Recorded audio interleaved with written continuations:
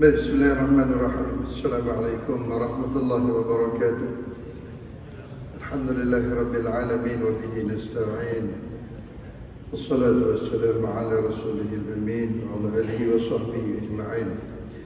اللهم اشرح لنا صدرنا ويسر لنا أمورنا واحلل عقدة من ألسنتنا يفقه أقوالنا.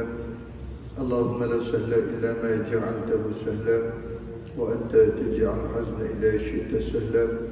اللهم آت نفوسنا تقواها وزكها أنت خير من زكاها أنت وليها ومولاها. بسم الله الشافي، بسم الله الكافي، بسم الله المعافي، بسم الله الذي لا يضر مع اسمه شيء في الأرض ولا في السماء وهو السميع العليم. اللهم سلمنا لرمضان وسلم رمضان لنا وتسلمه منا متقبلا. Ya Allah, serahkanlah Ramadan. Ya Allah, serahkanlah Ramadan kepada kami dan angkatlah Ramadan daripada kami, dengan Engkau juga mengangkat dan menerima segala amal soleh kami. Amin, amin, rabbal alamin. Baik Tuan Imam, saf kepimpinan masjid, para alim ulama, para asatizah,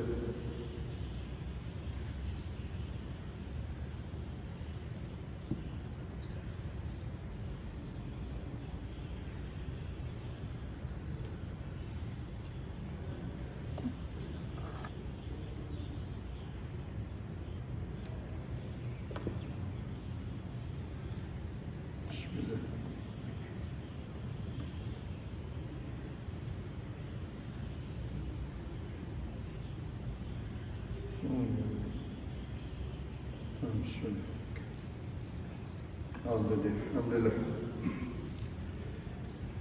Untuk guru Haji Ajah Muslimin Muslimat dengan Allah Subhanahu Wa Taala, alhamdulillah, syukur kepada Allah kerana izinkan kita berjumpa pada bulan ini.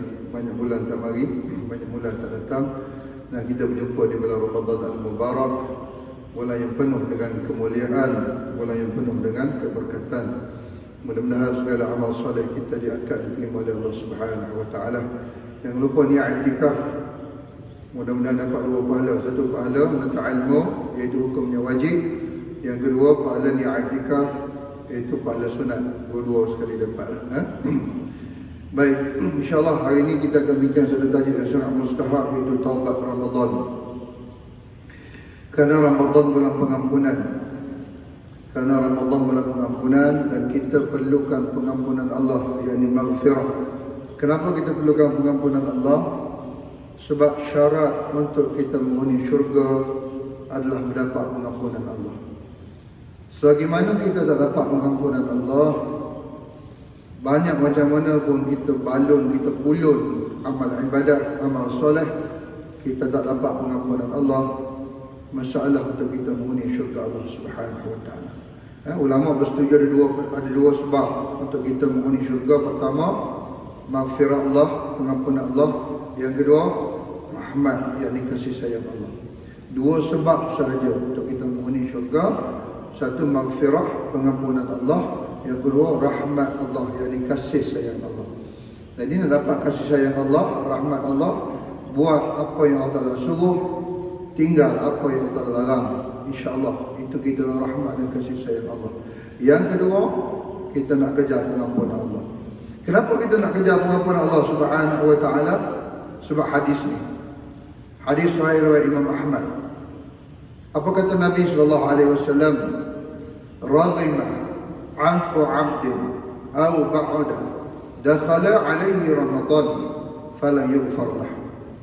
Hadis ni memang kasar bunyi dia. Sebab Nabi pun cerita kasar hadis ni. Apa kata Nabi? Celakalah. Kita dengar pun takut. Celakalah bagi seorang hamba yang dia diizinkan untuk hidup di bulan Ramadan, yang ia diizinkan untuk bertemu bulan Ramadan. Habis Ramadan, dia tidak mendapat pengampunan Allah Subhanahu Wa Taala. Maka kata Nabi, celakalah orang ini. Bulan Ramadan bulan pengampunan. Kita diizinkan hidup di bulan Ramadan. Kita diizinkan berjumpa dengan Ramadan. Kita diizinkan untuk bersama dengan Ramadan. Habis Ramadan, kita tetap tidak dapat pengampunan Allah. Maka kata Nabi, celaka sungguh orang ni, celaka. Kasar bunyi memang kasar lah. Celaka sungguh orang ni, kata Nabi. Kenapa begitu tuan-tuan? Sebab orang-orang di alam barzah, kalau kita tanya, baca kitab-kitab, orang-orang di alam kubur, orang-orang di alam barzah, meraung-raung, menjerit-jerit nakkan Ramadan. Kita je tak dengar. No, yang mati tu. Kerana mereka nakkan pengampunan Allah. Yang diazab, yang dibalun, yang diseksa di alam barzah tu. Berteriak meraung-raung nakkan Ramadan. Kita diizinkan jumpa Ramadan. Sebelum Ramadan macam tu, dalam Ramadan macam tu, habis Ramadan macam tu juga. Kata Nabi, celaka sungguh orang. Jadi kita tak nak, kita tak dapat pengampunan Allah. Sayanglah, kita belum tahu lagi berjumpa Ramadan akan datang. Maka nak kena dapat pengampunan Allah. Nak dapat pengampunan Allah, maka nak kena taubat. Bila nak kena taubat, kita nak kena mengaji dulu. Taubat ni ada dua jenis. Dosa dengan Allah dan dosa dengan manusia. Tuan-tuan, taubat dosa dengan manusia tidak akan diangkat dengan istighfar. Saya ulang sekali lagi ya. Taubat dosa dengan manusia tidak akan diangkat dengan istighfar. Sebab itu saya kadang-kadang geram. Saya kadang-kadang terkilan dengan ustaz-ustaz yang mengajar dalam bab taubat. Mudah aja ustaz kita kadang-kadang bercerita, tak apa kita banyak dosa haji, tak apa kita banyak dosa haja, tak ada manusia yang sunyi daripada dosa. Habis itu nampak macam mana ustaz? Banyakkanlah istighfar. Dosa apa tu nak istighfar? Dosa apa? Dosa dengan Allah ke dosa dengan manusia? Sebab taubat-taubat ni ada syarat sah dia. Saya ulangi sekali lagi. Taubat-taubat ni ada syarat sah taubat. Kita taubat, tapi kita tak sempurnakan syarat sah kepada taubat, maka taubat kita tidak akan diterima oleh Allah. Itu pentingnya ilmu ni. Lah, kita ingatkan dosa ni dengan istighfar aja akan diangkat. Bukan semua dosa akan diangkat dengan istighfar. Kalau dosa dengan manusia, confirm tidak akan diangkat. Dalil ni dalil. Man kanat lahu matlumatun li akhihi min ardihi am syai' falyatahallalhu minhu al-yawm qabla an la yakuna dinarun wala dirhamun in kana lahu 'amalun salih ukhidha minhu biqadarin madlumatin fa in lam takun lahu hasanat ukhidha min sayyiati sahibihi fa humila alayhi. Ini hadis sahih riwayat Imam Bukhari ni. Sahih Bukhari. Nabi ajar kepada kita cara nak taubat dosa dengan manusia. Ni hadis dia. Dan disyarah oleh Imam Nawawi dalam kitab Riyadhus Shalihin. Jilid 1 muka surat 85. Jadi hari ini kita nak tahu, nak pengampunan Allah, nak taubat, nak ikut kaedah bagaimana Islam suruh. Dan syarat sah taubat dosa dengan Allah tidak sama dengan syarat sah taubat dosa dengan manusia. Tak sama. Syarat sah taubat dosa dengan Allah, syarat sah taubat dosa dengan manusia 4. Dia tak sama. Istighfar bukan syarat sah taubat. Lah, saya ingat istighfar syarat tak. Solat sunat taubat yang kita buat tiap-tiap malam tu, itu bukan syarat sah taubat juga. Lah, bukan.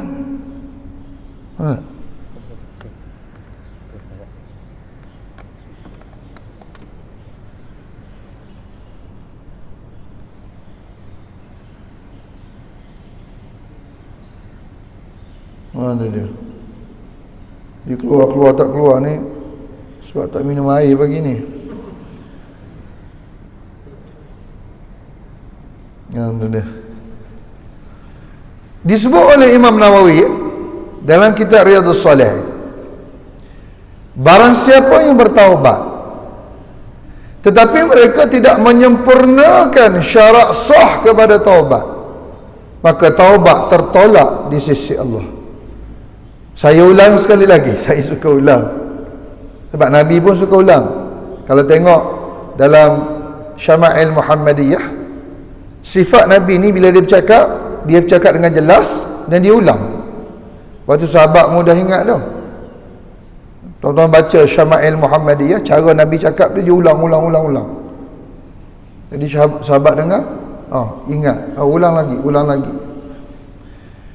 Disebut oleh Imam Nawawi rahimahullah ta'ala, barang siapa yang bertaubat tetapi mereka tidak menyempurnakan syarat sah kepada taubat, dosa dengan Allah ke, dosa dengan manusia ke,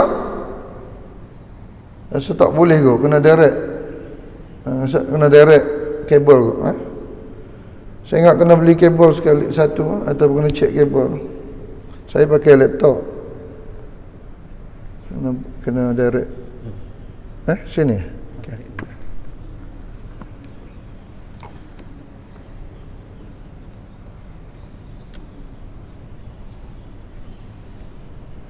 Dia pegang saya macam tu.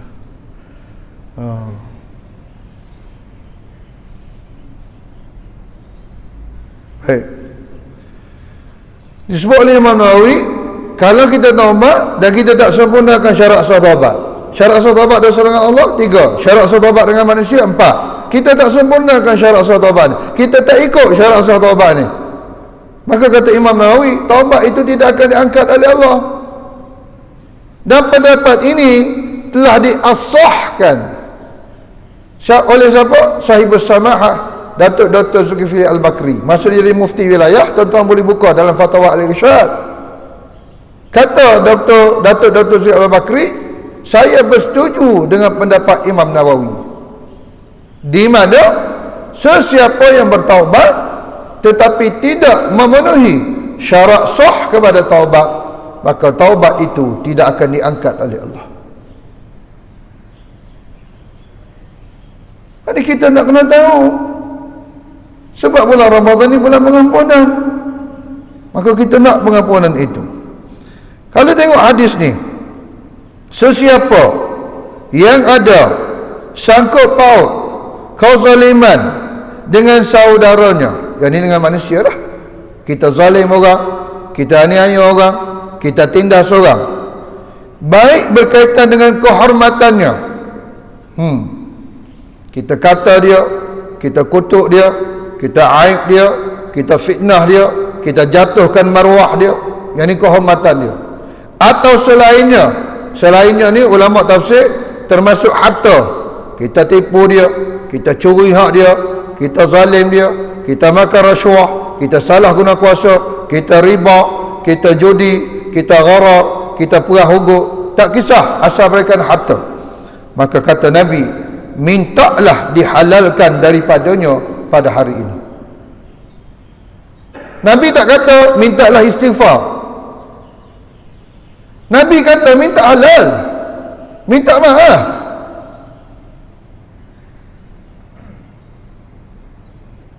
Sebab tu kata Imam Sufyan Ats-Tsauri rahimahullah ta'ala, aku datang menghadap Allah Subhanahu wa ta'ala membawa 70 dosa, tapi dosa dengan Allah lebih baik daripada aku datang menghadap Allah membawa 1 dosa, tapi dosa dengan manusia. 70 nisbah 1. Dahsyatnya dosa dengan manusia ni. Bukan kata boleh buat dosa dengan Allah, boleh buat banyak, bukan begitu. Maksudnya perbandingan, sebab dosa dengan Allah terus dengan Allah. Allah Maha Pengampun, Maha Penyayang. Tapi dosa dengan manusia, Nabi kata kena cari dia lah, kena minta halal dengan dia lah. Itu kira bicara di pada mahsyar tu panjang, lama, beratus tahun. Sebab dah sebagai manusia lah. Sebab tu kata Nabi jangan tunggu di padang mahsyar. Al-yawm tu di hujung tu, hari ini. Kalau kita mengaji bahasa Arab, al-yawm, alif lam. Lam tu, alif lam tu isim ma'rifah ke isim nakirah? Isim ma'rifah. Bila isim ma'rifah? Bila tu? Sekarang. Al-yawm kata Nabi. Sebab ini isim ma'rifah. Oh, kalau kita nak tunggu bawa kepada mahsyar, nak cari seorang-seorang, oh tak jumpa lah kita. Lepas tu kata Nabi, saya ceramah di Kuala Lumpur baru ni 10 tahun lepas dah. Ada seorang Pak Haji tu mari depan, dia duduk ujung sana tu, ujung Kuala Lumpur baru ni, masjid dia panjang, dia lebar gitu. Dia duduk ujung, dia datang depan saya ni masa nak habis ceramah dah, kuliah. Dia kata, Ustaz, saya nak tanya soalan. Jauh sangat saya duduk. Saya datang tanya Ustaz lah, tak dengar dia saya. Datang depan saya ni, kenapa Haji? Saya ni banyak sungguh dosa dengan manusia. Dia tu berumur dah lah, tua dah dia. Habis tu Ustaz macam mana? Saya dah istighfar, saya dah solat-solat taubat. Tapi kalau ikut kaedah ni, saya kena jumpa dia, cari dia lah Ustaz. Tapi banyak sangat dosa saya dengan manusia. Saya kata, Haji buat apa? Allah Ustaz, malu saya nak cerita. Ya ceritalah, nanti saya cubalah Haji nak bantu Haji. Allah Ustaz, saya dulu ketua gangster. Ambil. Bukan gangster, ketua. Ketua saya Ustaz. Saya tetak orang, saya pukul orang, saya cederakan orang, saya bergaduh dengan orang, saya pecah rumah. Mulut ni tak payah cakap lah Ustaz, saya kotuk orang, saya hina orang, saya aib orang. Habis tu macam mana saya Ustaz? Saya kata kalau ikut hadis ni, Haji kena cari. Haji nak cari sekarang, Haji nak cari di padang mahsyar. Ya Allah, sekarang Ustaz saya tak jumpa, nak cari macam mana? Saya pun berumur, tua dah saya ni. Tengok hadis berikut tu lah. Sebelum tidak laku lagi dinar dirham di bawah tu, Nabi jawab. Maknanya kalau kita boleh bawa duit kepada mahsyar untuk tebus kesalahan kita, tak laku. Oh kalau gitu untunglah orang kaya, orang berduit, orang ada harta, buat dosa banyak-banyak, simpan duit banyak-banyak, lepas tu sampai pada mahsyar tebus lah. Lah, Nabi kata tak laku. Laisa thamma dinarun wala dirhamun. Tak laku harta di pada mahsyar. Yang laku apa? Jika dia punya amal soleh, pahala. Jika dia punya amal soleh, maka diambil darinya sesuai kadar dengan kezalimannya. Kena tolak lah. Debit and credit akan berlaku di pada mahsyar. Kita mengaji accounting, cash flow, balance sheet, credit and debit. Ni berlaku di pada mahsyar ni. So balance sheet, oh masalah balance sheet. Jika tidak memiliki amal soleh lagi, maka diambil sebahagian daripada dosanya dan dipikul. Ambil. Saya kata, Haji nak mana? Haji nak tolak pahala amal soleh ke? Haji nak selesai di dunia? Kalau Haji rasa nak tolak amal soleh, Haji boleh yakin tak banyak mana amal soleh kita bawa? Gini kepala dia. Haji yakin tak sembahyang Haji itu Allah Ta'ala angkat? Haji yakin tak puasa Haji itu Allah Ta'ala angkat? Haji yakin tak zikir Haji baca baca Quran? Oh banyaklah Ustaz. Sebab kadang-kadang kita buat amal soleh, ni hadis pula, kita tak hiraukan kesahihan amal soleh kita. Ni Nabi kata, Rabbas Sa'im laisa lahu min siyamihi ila al-ja' wa Rabb Qa'im laisa lahu min qiyamihi ila as-sahar. Kata Nabi, ramai orang berpuasa, tapi puasa dia tak dapat apa-apa, lapar dan dahaga. Allahu Akbar. Kita nak pahala, tapi tak ada nilai di sisi Allah. Kenapa ni ya Allah? Ni kita pusing. Nabi kata ramai tu ramai. Hadis lain disebut kam min sa'imin laisa lahu min siyamihi ila al-ja' wal atash. Ramai sungguh manusia yang berpuasa, tapi puasa mereka tak ada nilai di sisi Allah. Puasa tu sah, tak payah qada, tapi tak dapat pahala. Sebab ramai kita jaga syarat sah kepada puasa, Tapi ramai kita tak jaga syarat sah kepada pahala puasa. Saya ulang sekali lagi. Ramai kita menjaga bab puasa, syarat sah kepada puasa. Yang ni tak makan, tak minum. Betul lah. Daripada pagi sampai ke petang puasa. Itu syarat sah dia. Kita jaga. Tapi syarat sah kepada pahala puasa, kita tak jaga. Kosong. Penat kita, lapar kita, dahaga kita, tak ada nilai. Tapi kita nak pahala. Rupa-rupanya pahala puasa kita pun tak ada juga. Habis tu nak bawa apa kepada masyarakat? Pusing saya, bukan tuan-tuan, saya pusing. Kenapa jadi gitu? Salah satu sebabnya lidah lah. Yang menyebabkan pahala puasa ni jadi kosong, lidah. Lidah ni tak puasa. Mengumpat orang, mengutuk orang, mengata orang, fitnah orang, aib orang, jatuh maruah orang. Lepas tu tangan ni pula sama. Curi hak orang, ambil hak orang, salah guna kuasa, pecah amanah, khianat, riba, judi. Habis pahala puasa. Itu saya dah sebut bab dosa lidah kan. Dosa lidah ni tidak akan diangkat dengan istighfar. Bab dosa dengan manusia kan. Dosa lidah juga tidak akan diangkat dengan solat sunat taubat. Tidak akan diangkat. Tuan-tuan boleh buka kitab Al-Azkar di bawah tajuk ghibah wan namimah. Disebut oleh Imam Nawawi juga. Imam Nawawi ni sebab mazhab kita mazhab Syafi'i. So kita bincang dalam mazhab Syafi'i. Mazhab Syafi'i ni memang strict tau. Dia punya taubat, dia syarat sah taubat tu. Melainkan kita mazhab lain.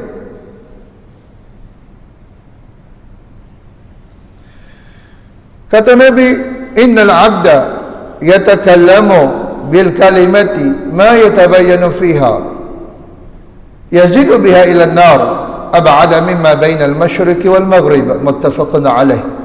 Ini hadis sahih Bukhari dan Muslim, ittifaq para muhaddithin. Kata Nabi dalam bab dosa lidah, sesungguhnya seseorang manusia yang berkata-kata, yang berbicara, yang bercakap-cakap, dia tak fikir baik buruk. Nak keluar daripada lidah ni, akal dia ni tak fikir baik buruk, ikut sedap mulut aja. Kata Nabi, disebabkan lidah ni, dia boleh dihumban ke neraka Jahannam, jaraknya lebih jauh daripada timur dan barat. Dahsyat dosa lidah ni. Dihumban neraka Jahannam, amal soleh habis kena mamah, kena makan, pahala puasa pun habis hilang. Ini dosa lidah ni. Sebab tu ilmu sangat mustahak. Ilmu tu sangat mustahak. Untuk ilmu tu wajib. Sebab kita nak amal soleh kita sah, ada pahala. Mudah-mudahan kita jaga lidah.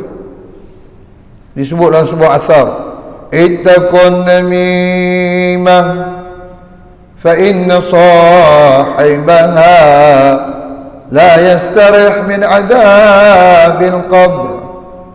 Pelihara dirimu dari mengumpat, kerana si pengumpat tidak akan rehat daripada azab kubur.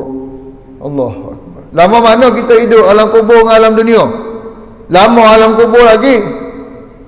Dan disebut ni tak akan rehat daripada azab kerana dosa lidah. Beratus tahun hidup dalam lubang kubur, diseksa kerana dosa lidah. Lepas tu kata Imam Syafi'i ketika mana membahaskan hadis, man kana yu'minu billahi wal yawmil akhir falyaqul khaira aw liyasmut. Kata Nabi, barang siapa beriman kepada Allah dan beriman kepada pembalasan hari akhirat, kata Nabi, bercakap hanya benda yang baik. Kalau tak ada benda nak cakap, kata Nabi, diam lebih baik. Kata Imam Syafi'i ketika membahaskan hadis ini, fikir baik-baik ketika mana kita nak bercakap. Kata Imam Syafi'i, fikir sungguh-sungguh setiap nak keluar daripada mulut ni, kerana dahsyatnya dosa lidah ni.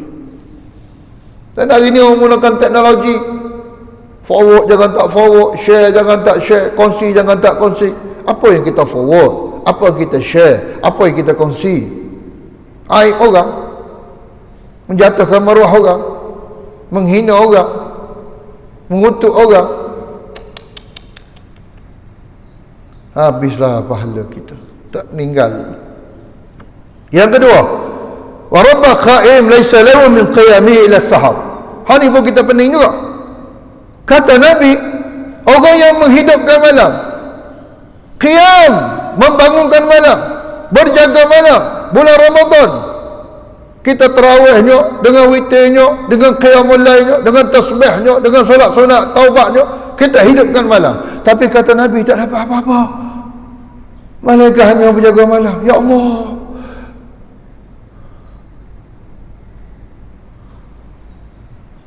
kita nak dapat pahala, tapi tak dapat pahala.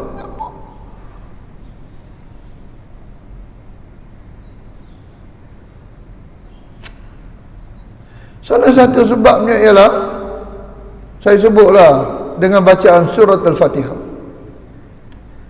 Kita baca surah Fatihah ni tak betul. Bila baca surah Fatihah tak betul, rosak surah Fatihah, batal semayang, tidak sah semayang.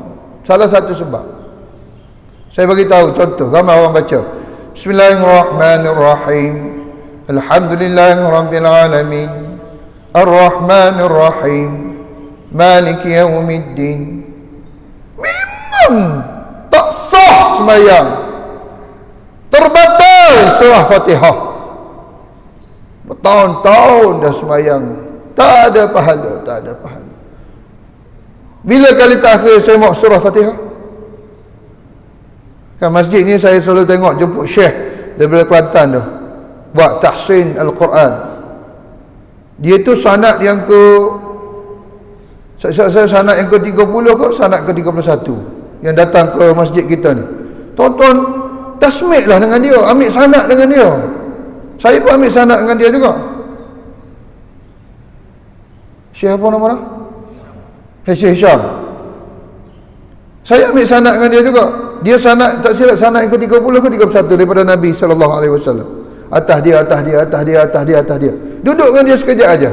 Syekh, dengar saya punya baca surah Fatihah. Dia faham bahasa Melayu, dia boleh cakap Melayu dia tu.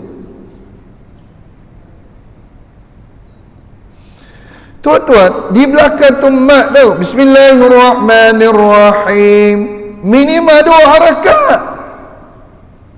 Kita Bismillahirrahmanirrahim, habis tak sah. Alhamdulillahirabbil alamin, minimal 2 harakat. Kita Alhamdulillahirabbil alamin. Ish. Habis semayang. Kalau semayang solat zuhur, solat asar secara secara sendirian, lagilah kita je. Allah Akbar. Bismillahirrahmanirrahim. Alhamdulillah.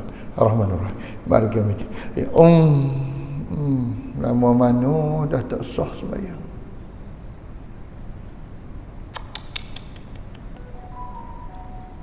Tuan-tuan, saya dapat ni, ini cerita benar lah, tuan-tuan boleh tengok dalam YouTube.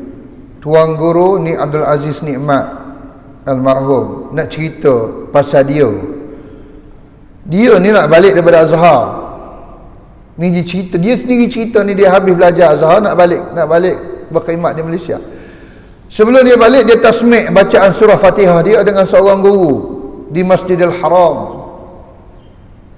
Dia kata, Tasbih Ali, aku nak baca ni, mun tolong dengar, dia kata. Guru tu guru mahir lah bab Quran. Kan kita pergi di Mekah dah ada tiang guru tu kan. Tu kita dia pergi satu tiang, satu guru dalam bab qiraat, tajwid, makhraj. Dia kata, "Fadhal, baca." Ni tuan guru ni Aziz ni baca. Macam saya baca tadi, dia baca. Bismillahirrahmanirrahim. Alhamdulillahirabbil alamin. Ar-Rahmanirrahim. Maliki yaumiddin. Iyyaka na'budu wa iyyaka nasta'in. Sampai habis. Waladdallin. Tok guru tu dah bagi tahu dia. Masa tu dia belum tuan guru ni Aziz lagi. Cuma yang syekh yang dengar dia dah. Kau baca apa dia dah? Oh tu. Sekarang setara tok guru ni Aziz tu. Syekh tu tanya dia, kau baca apa? Dia dah aku baca surah Fatihah. Fatihah apa ni? Allah ni tak sah. Tu dia kata, hati-hati, tak sah sembahyang, tak sah sembahyang. Bertahun kita sembahyang, hitam dahi-dahi, leguk dahi-dahi, tak ada pahala juga, tak ada pahala.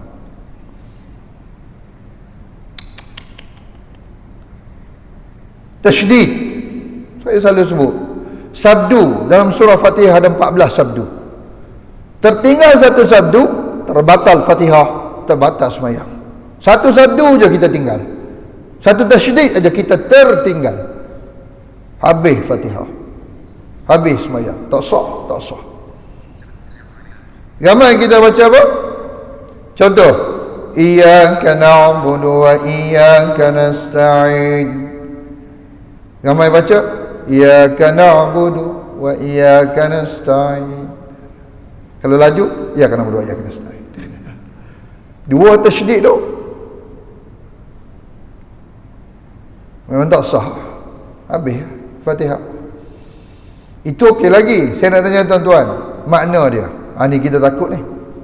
Iyyaka na'budu, iyyaka dengan sabdu, dia bermaksud kepada engkau ya Allah kami sembah, kepada engkau ya Allah kami mohon pertolongan. Kalau dengan tasydid, dengan sabdu. Kalau tanpa sabdu, iyyaka, iyyaka, iyyaka, iyyaka na'budu wa iyyaka nasta'in. Iyyaka, tuan-tuan tahu makna dia? Iyyaka maknanya adalah cahaya matahari. Dan kalau kita baca tanpa tasydid, maknanya berubah menjadi kepada cahaya matahari aku sembah, kepada cahaya matahari aku mohon pertolongan. Tuan-tuan buka tafsir Ibn Kathir. Apa kata Imam Ibn Kathir?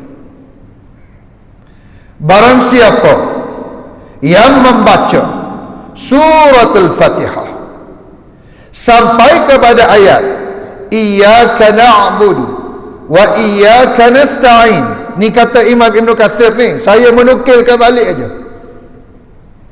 Barang siapa membaca surat Al-Fatihah sampai kepada ayat iyyaka na'budu wa iyyaka nasta'in, dan dia tahu dia kena baca dengan tasydid, dia tahu dia kena baca dengan sabdu, tapi dia sengaja tidak membaca dengan tasydid, dia sengaja tidak membaca dengan sabdu, kata Imam Ibn Kathir, kafir serta-merta.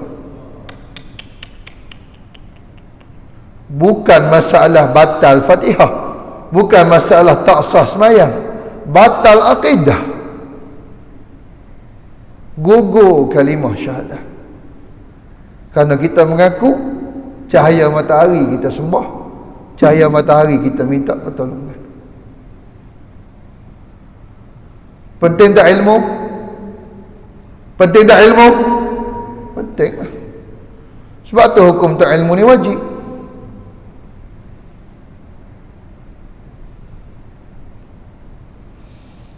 Allahu Akbar.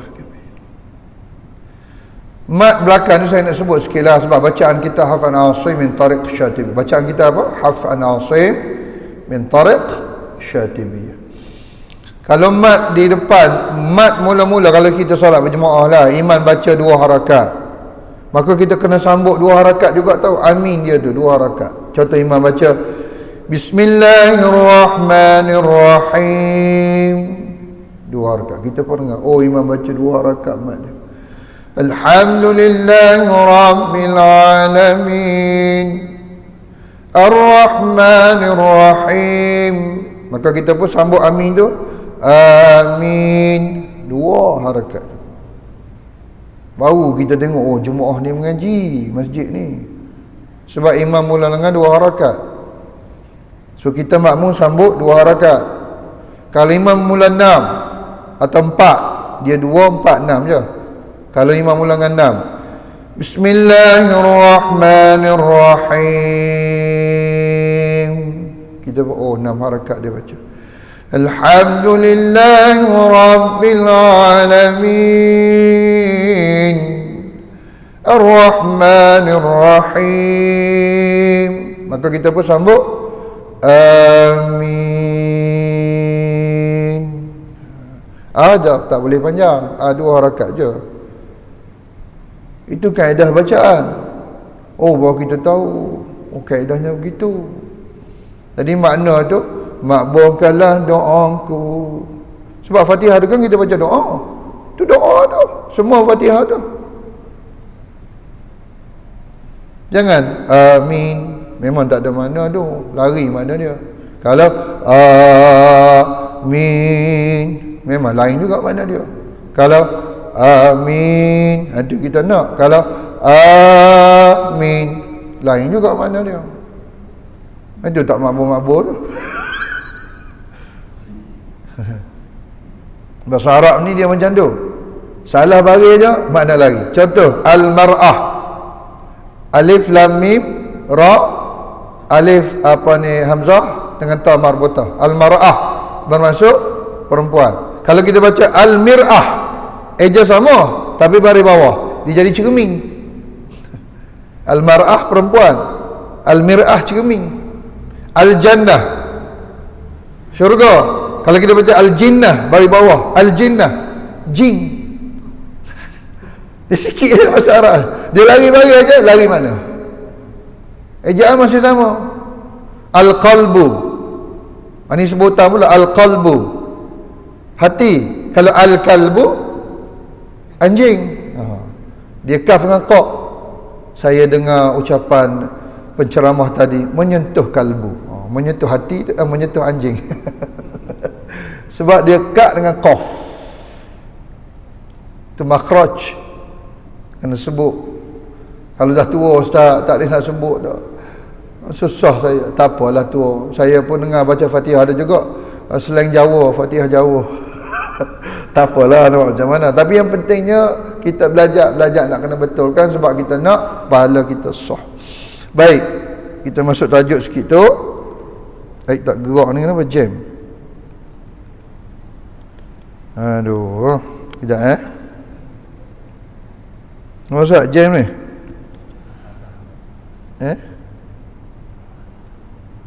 Boleh dah. Teknologi ni.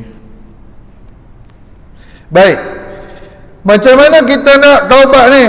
Sebab kita ada syarat sah taubat kan? Ni nak kena mengaji syarat sah taubat dulu. Saya nak minta tuan-tuan jangan balik. Tolong tengok syarat sah taubat ni. Saya pun nak nyampaikan bulan Ramadan ni sebab kita nak pengampunan. Syarat sah taubat yang pertama, kata Nabi, kata Imam Nawawi, syarat sah taubat itu ada 3. Taubat itu wajib bagi setiap dosa. Dan jika ia berkaitan dengan maksiat kepada Allah, maka syarat sah taubatnya ada 3 sebab dia tak ada kaitan dengan manusia. Jadi syarat sah taubat ada 3 sebab tak ada kaitan dengan manusia. Dosa dengan Allah, dosa dengan Allah. Pertama, syarat sah taubat apa benda? Meninggalkan dosa, meninggalkan maksiat. Syarat sah taubat yang kedua, menyesal sebenar-benar dosa dan maksiat kita buat. Kalau tak menangis pun buatlah menangis. InsyaAllah lama-lama menangis sungguhlah kita. Tak boleh ustaz, saya jantan tak boleh menangis. Amboi. Nabi pun menangis. Nabi pun menitih air mata. Yang 3, syarat sah taubat, berazam tak akan ulang lagi. I'tiqad, berazam tak akan buat lagi. Memang payahlah taubat ni. Yalah ustaz, kita tak sunyi di dosa, ulang balik, kena tengok syarat dia. Ulang balik. Tapi kalau kita betul-betul menyesal, kalau kita berazam tak nak buat lagi, kita takkan ulang lah. Sebab tu dosa ni yang paling takutnya masa kita sendirian. Dia panggil lahiriah batiniyah. Lahiriah masa kita ramai orang ni, kita tak buat dosa, kita malu. Tapi masa kita batiniyah tu, kita sendiri tu. Sebab tu kita minta doa dengan Allah, pelihara kita sama ada zahir dan batin. Yang seorang-seorang tu lah, yang sendirian tu lah. Allahu Akbar.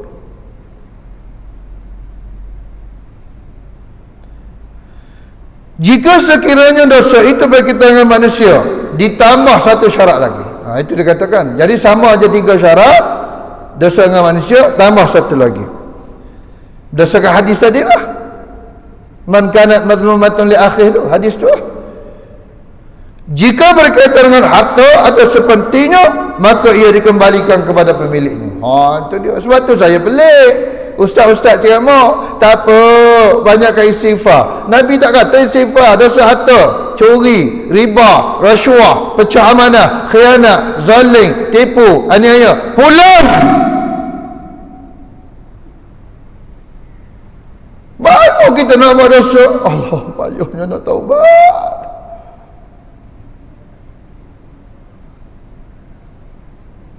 Kan main-main.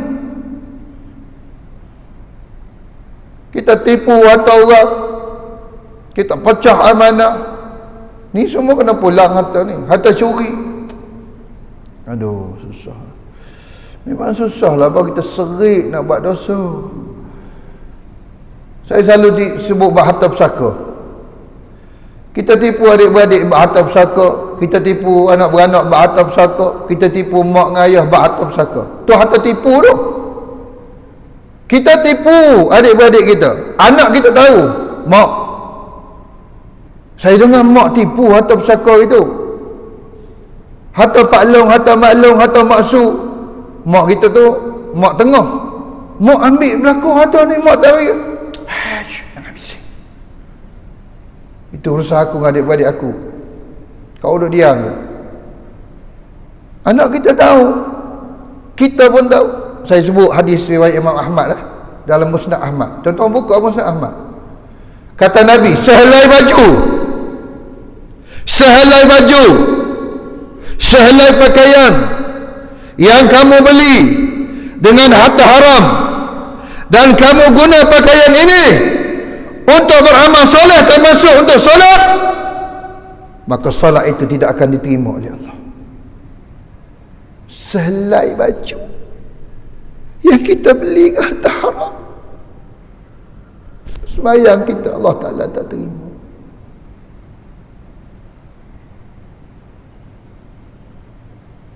Dahsyat harta haram ni, habis pahala. Baju kita, kain telekong kita, harta pusaka, harta tipu. Kita ambil harta tipu dah beli. Pakaian kita, rumah kita, kereta kita, saham kita, modal niaga kita, habis tuan-tuan, habis. Dan saya selalu sebut, harta haram tidak boleh difaraid. Sekarang ni harta pusaka, harta tipu. Bila kita mati, anak kita nak waris, tidak boleh. Harta haram tidak boleh difaraid. Harta haram tidak boleh diwasiat. Harta haram tidak boleh dihibah. Tidak boleh. Habis itu nampak macam mana tipu. Harta tipu kena pulang.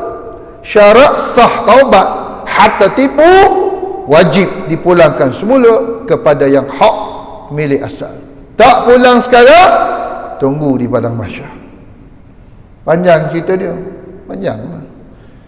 Waktu Quran kata, yauma yafirrul mar'u min akhihi wa ummihi wa abihi wa sahibatihi wa banihi likulli imri'in minhum yawma idzin sya'nun yughni. Dahsyat pada mahsyar ni. Waktu kita baca Quran, Allah Akbar, macam manalah aku di akhirat. Itu mana tadabbur. Dabbara. Tadabbur ni maknanya bila kita baca Quran, kita tengok terjemahan, kita tengok tafsir, kaitkan dengan diri. Bagaimana aku di akhirat kelak? Bukan baca Puan Hajah ada berapa kali khatam? Oh, saya dah 7 kali khatam. Oh. Apa yang Quran sebut? Entah. Bukan masalah banyak kali khatam, bukan saya marah baca banyak kali nak khatam, bacalah nak kaut pahala. Tapi hukum baca Quran tu sunat, mengamal isi kandungannya adalah wajib. Quran diturunkan bukan untuk dibaca. Quran diturunkan untuk panduan hidup. Ni ayat dia. Tu. Syahrul Ramadan alladhi أنزل فيه القرآن هدى للناس وبينات من الهدى والفرقان. Berhenti situ. Tengok tafsir, tengok terjemahan. Bukan khatam Quran, khatam tafsir. Itu lebih baik. Tahun ni kita berazam nak khatam tafsir surah Al-Baqarah. Khatam Quran silakan. Yang terbaru khatam tafsir pula. Ambil satu surah, cari ustaz, buat terjemahan, syarah, khatam satu surah. Tak payah banyak-banyak pendek tak apa. Mula dengan surah Hujurat. Kenapa ustaz suruh surah Hujurat? Surah lidah. Tu satu surah tu, dosa lidah tu, surah Hujurat. Tengok dalam tu tafsir, tengok baik-baik, habis pahala kita. Tak meninggal dosa lidah. Hudan linnas sebagai petunjuk. Hudan ni, hudan sebagai guideline, as a guidance, as a policy, as a parameter, as a what lagi? Nak cerita Quran as a what? As a SOP, SOP, as a what lagi? Ni kau bagi tahu. Dan linnas, bukan lil muslimin, bukan lil mu'minin, linnas. Quran ni untuk semua manusia. Sebab tu jangan marah orang kafir baca Quran, jangan marah orang kafir tengok Quran, jangan marah orang kafir rujuk Quran. Memang Quran untuk manusia. Saya beritahu tuan-tuan, saya pernah ada seorang medical doctor tu, cerita lama lah, saya buat executive summary, executive check up dekat dengan setengah jam 45 minit kot saya dengan dia. Dia tua dia, saya ingat dah 50 lebih lah kot, mungkin 55 umur dia. So dah buat mereka cakap, saya kata, so habis lah, okay, finish, you can go. So can I say something to you? Of course, anything aja. Let's join Islam. Jom masuk Islam. Tergamam dia. Kita pernah ada ajak orang masuk Islam. Ajak dengan ajar dua perkara yang berbeza. Ajak bukannya ajar, ajak aja. Jom masuk Islam. Saya bagi dia, "Sir, let's join Islam." Dia masuk tu. Dia tak kata yes, dia tak kata no. Dia habis tergamam. Mungkin dia kata berpuluh tahun dah aku berkawan, aku buat apa ni, medical discipline, ataupun aku belajar bersama dengan orang Melayu, orang Islam, tak pernah orang ajak aku Islam. Mungkin kali pertama kok dia jadi, dia cakap apa tu, tapi suruh dia spot something, spot dekat minda dia. Sebab hidayah kena cari. Mungkin disebabkan kita ajak dia tu, dia bermula mencari Islam, dia mula nak baca bab Islam, dia mula nak tahu bab Quran. Tapi sebab musabak kita ajak, bukan ajak, macam ajak makan, jom makan, makan ajak pula. Kan, jom makan, oh barat. Kalau merokok, jom merokok. Ajak masuk Islam, kan. Nah, tuan-tuan cuba sekali. Memang rasa bolak-balik kan. Nak cakap. Ada kawan saya, dia kerja bank muamalat. Ni kisah benar. Kawan dia ni datang, kawan dia datang ke bank muamalat, ada mesyuarat, dan jumpa kawan lama dia ni. Oh, kau duduk sini je dah, aku duduk sini. Ceritanya zaman sekolah rendah dulu di Penang. Kawan dia ni masa sekolah rendah kuat Hindu lah. 3 ni atas ni masa sekolah rendah. Jadi bila besar dia datang ke bank muamalat, dia dah masuk Islam dah. Saya sebut nama dia, tuan-tuan kenal lah siapa dia ni. Dia pendakwah sekarang ni. Cuma dia cerita kat kawan saya depan kita orang, "Engkau ni, masa aku sekolah dengan kau dulu, kenapa kau tak ajak aku masuk Islam?" Nasib baik aku tak mati.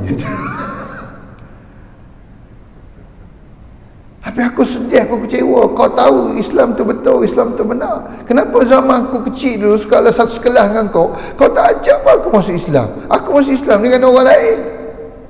Engkau kawan baik aku masuk sekolah dulu. Kenapa? Oh, kawan saya tu tunduk, menyesal dekat dia, meneteh mata dia.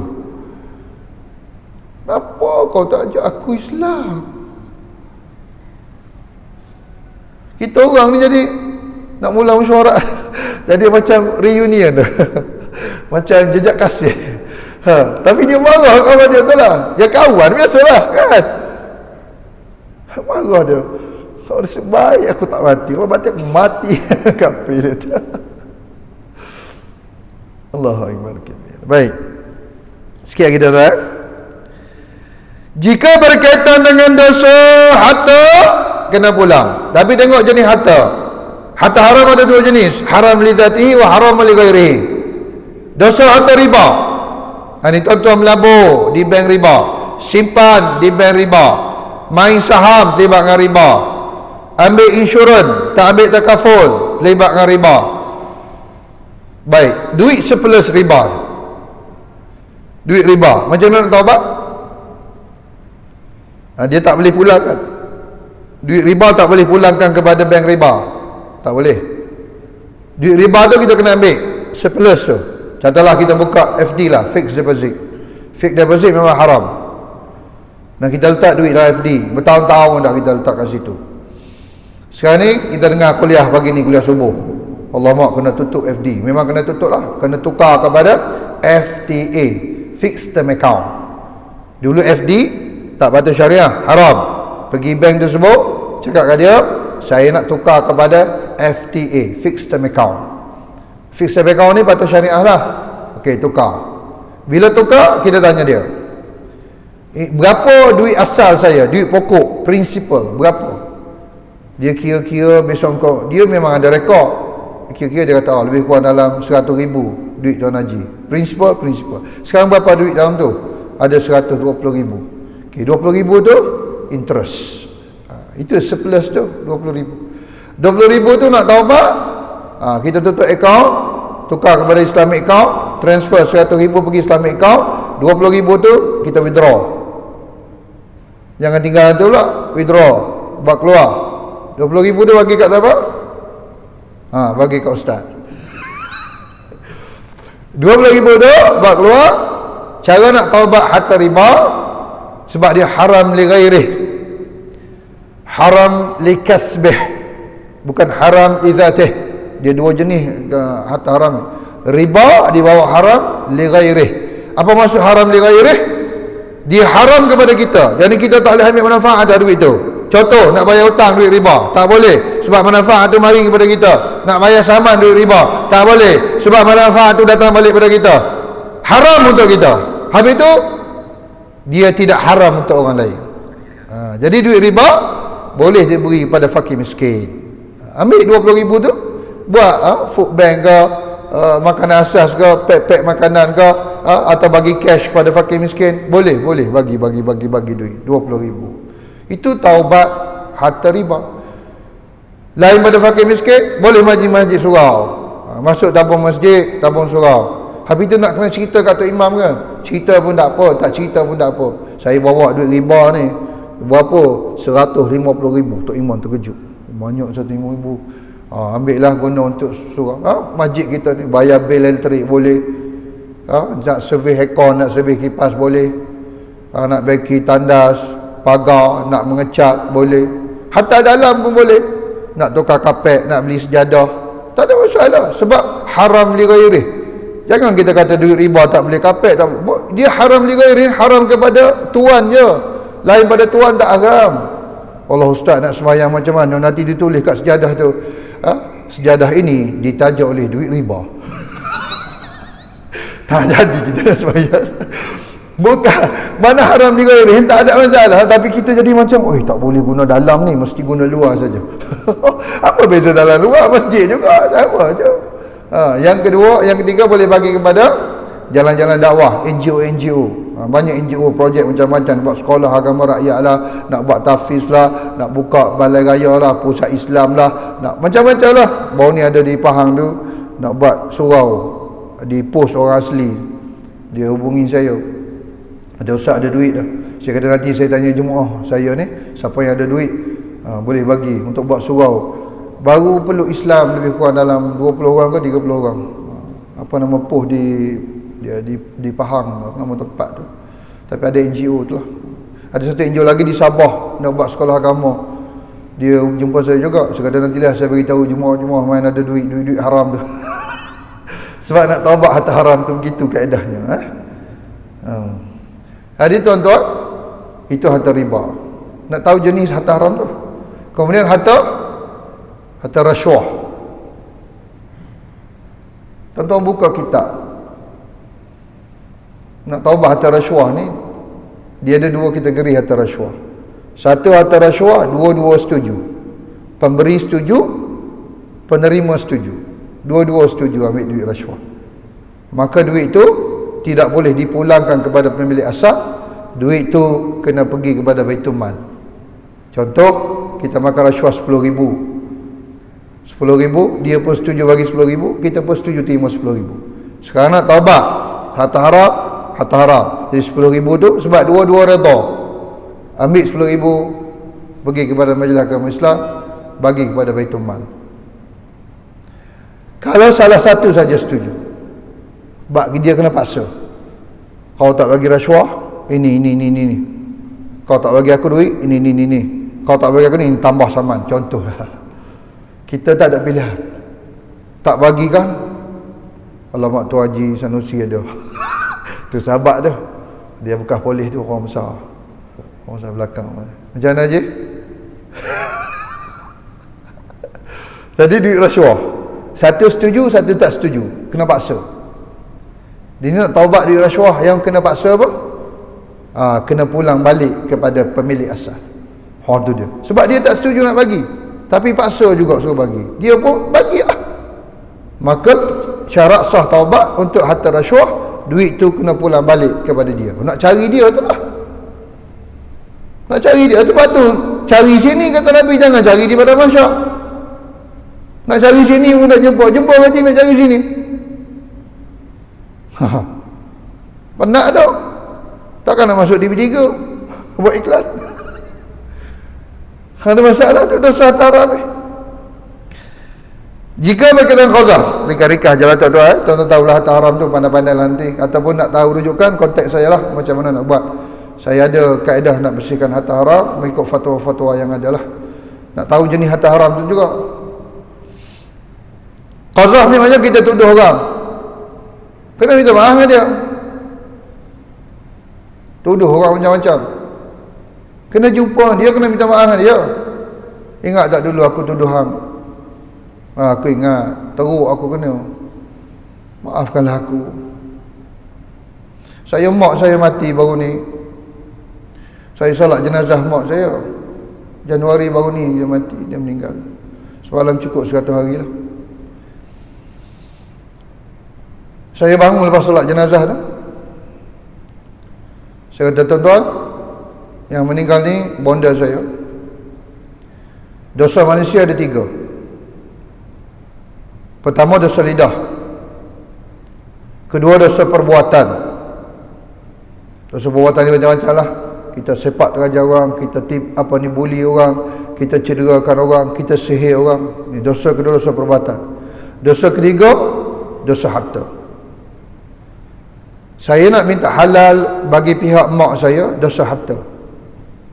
Sebab dosa harta boleh waris yang uruskan. Tuan-tuan, kalau mak saya ada bab harta, masalah harta, hutang harta, saya minta halal.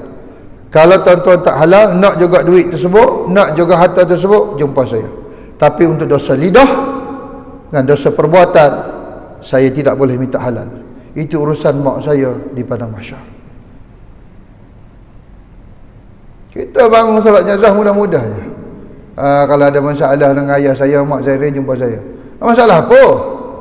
Dosa lidah, dosa perbuatan, tak boleh. Waris tidak boleh minta halal bagi pihak si mati, tidak boleh. Yang mempunyai diri kena minta halal. Tunggu di padang mahsyar saya. Bukan mak saya sendiri pun.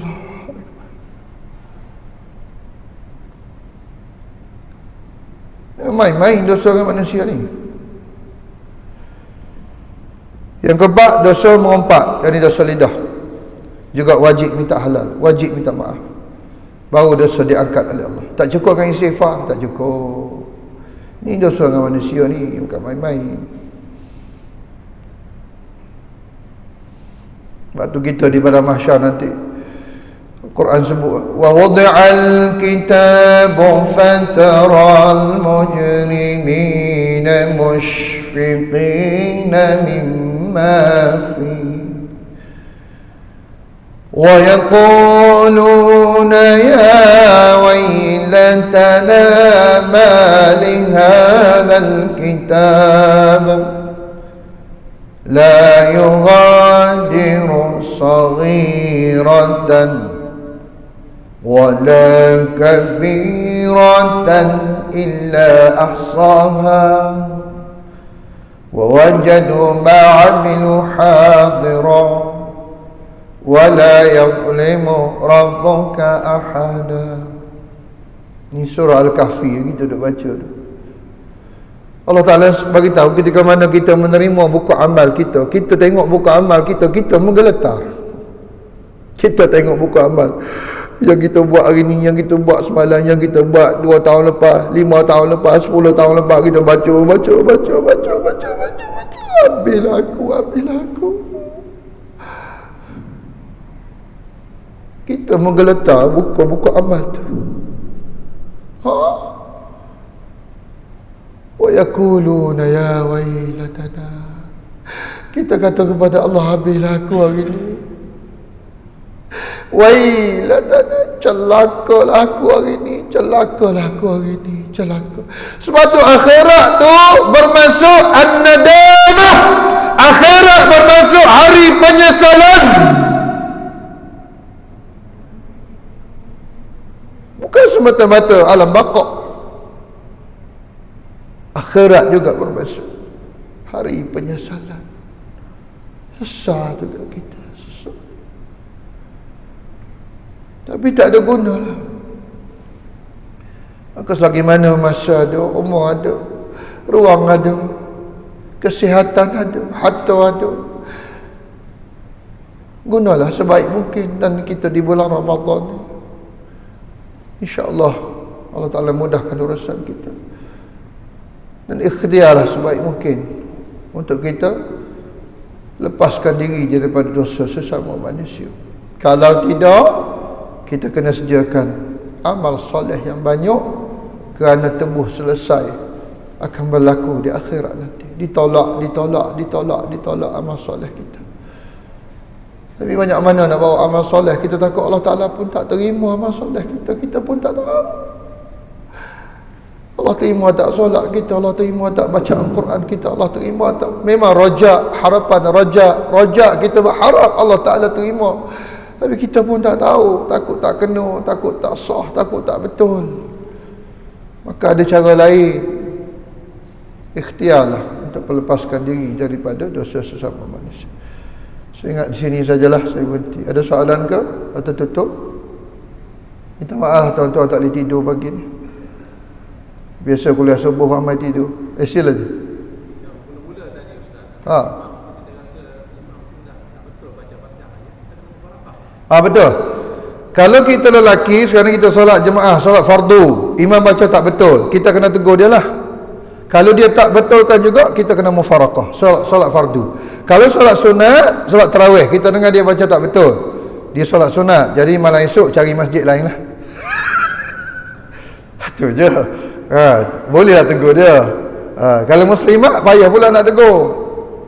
Muslimat payah nak tegur, muslimat mufarakah lah. Macam tu. Ini berlaku di Masjid Bukit Jelutong. Ingat satu kali itu Tok Imam tertinggal satu ayat surah Fatihah, dan bila tengok balik rakaman video, memang sungguh Tok Imam tu tertinggal satu ayat surah Fatihah, dan Mufti Selangor keluarkan fatwa sesiapa yang solat isyak bulan Ramadan juga waktu tu, solat isyak pada tarikh sekian-sekian, dia semasjid sekian-sekian, maka adalah qada solat isyak tersebut.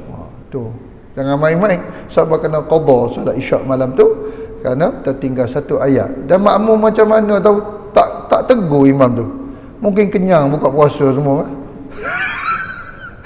Baik, jadi itu kaedahnya. Jadi kita tegur imam, kalau imam tak tukar kita kena mufaraqah. Kalau solat sunat ni saya nak bagi tahu tuan-tuan, solat sunat tarawih kita pulun, kita balun.